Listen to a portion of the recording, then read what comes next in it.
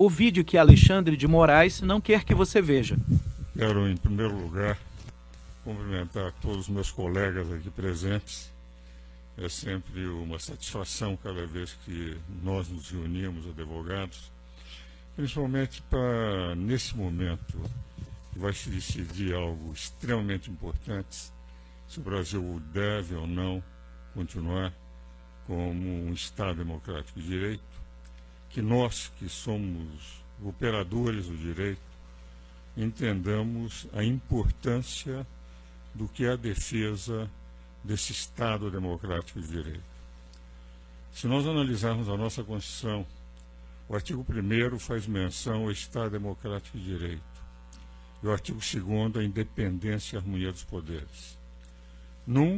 A democracia que o povo pode escolher os seus candidatos, e no outro, que os poderes constituídos devem ser respeitados.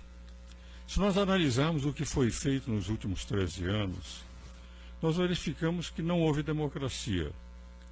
Tinha-se a impressão de que nós estamos votando, mas o que vemos foram os recursos brasileiros irem não só para as contas particulares de muitos dos detentores do poder, mas o que é pior, indo para aqueles regimes ditatoriais da América, através de empréstimos que até hoje não foram pagos e que fortaleciam o chamado Sul-Sul, o mundo subdesenvolvido, o número daqueles países cujas ditaduras não desaparecem nunca. Nós sabemos perfeitamente quantos dos recursos de contribuintes brasileiros foram depositados na mais antiga ditadura da América, que é a ditadura cubana. Quando se falam em repressões violentas, que evidentemente nenhum de nós, como advogados, poderemos admirar no passado, há, entretanto, o apoio dos governos dos últimos 13 anos ao maior ditador e sanguinário ditador da América, que foi Fidel Castro, que matou milhares de pessoas em paredões sem o direito de defesa.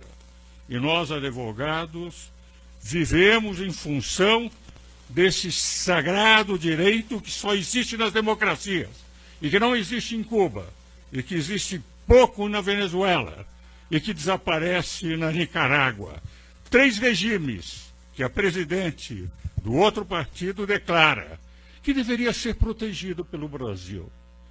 De rigor, o que nós defendemos como advogados, e falo eu como um velho professor de direito, como um advogado provinciano de 60 anos, que efetivamente a nossa grande luta sempre foi para garantir o mais sagrado de direito que existe num país, que é o direito de defesa, que só existe nas democracias, e que se procurava esconder, e que se continua dizendo o seguinte: nós somos democratas, e somos democratas porque nós apoiamos Venezuela, nós emprestamos dinheiro para Cuba, nós somos apoiadores da Ortega e Nicarágua.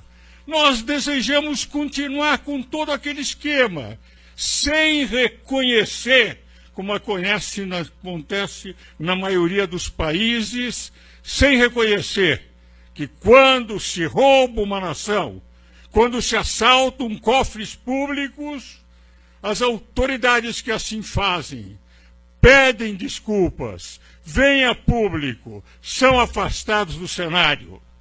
E aqui nunca se reconheceu este erro. Nunca se reconheceu que bilhões e bilhões e bilhões de reais foram desfalcados dos contribuintes para atender as pessoas que detinham o poder.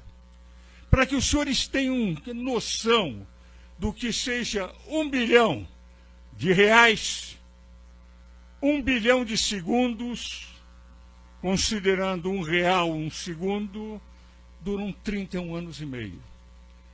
Nós não temos noção, quando falamos em bilhões, do que representam esses valores. Por essa razão, eu que a vida inteira, com 83 anos, sempre lutei pelo direito de defesa, pela democracia. Sempre lutei para que nós tivéssemos uma Constituição. Participei de audiências públicas, fui conselheiro da Ordem no período de redemocratização. No período de exceção, tive contra mim instaurado um inquérito policial militar, mas nunca pedi indenização, porque as minhas posições não eram para fazer um negócio bom. Um bom negócio, como aconteceu com as comissões de verdade, em que pessoas ficaram milionárias apenas por terem sido despedidas de emprego, e não como eu, que tive a abertura de um inquérito, que felizmente foi arquivado, porque não havia nenhum motivo para que se o abrisse simplesmente por ser advogado de empresas contrárias ao regime da época. Nunca pedi indenização. Os contribuintes de hoje não têm nada a ver com o passado. E essa é a razão pela qual nós devemos sempre, como advogados, continuar como fizemos naquela época, quando conseguimos a redemocratização do Brasil, não através de guerrilheiros que queriam um regime cubano, mas através da maior das armas que só nós, advogados, sabemos utilizar, que é a arma da palavra. Com a palavra, nós conseguimos a redemocratização. Por essa razão, sem conhecer o candidato Bolsonaro, aos 83 anos, evidentemente, a cada dia, eu sempre tenho a sensação que Deus me concede um pouco mais. E abrindo as páginas dos jornais, cada manhã, se meu nome não estiver no necrológico, eu vou trabalhar. Por essa razão, sem nenhuma intenção senão pensar no bem da minha terra, no bem do meu país, nesta pátria pela qual todos nós advogados lutamos, eu tenho a impressão que não podemos admitir que se volte ao esquema do passado, que o Brasil seja saqueado, e que se considere o saque a verdadeira democracia, que se ataque aspectos isolados, pequenos, sem nunca se tocar no dedo da grande ferida, que o Brasil regrediu em relação ao cenário mundial em 13 anos, que o Brasil foi saqueado, e que são aqueles que saquearam e que nunca reconheceram que fizeram o maior golpe contra uma nação, a maior corrupção da história do mundo, que essas pessoas. E eu não ataco pessoas, critico esquemas, que esses venham a deter novamente o poder no Brasil.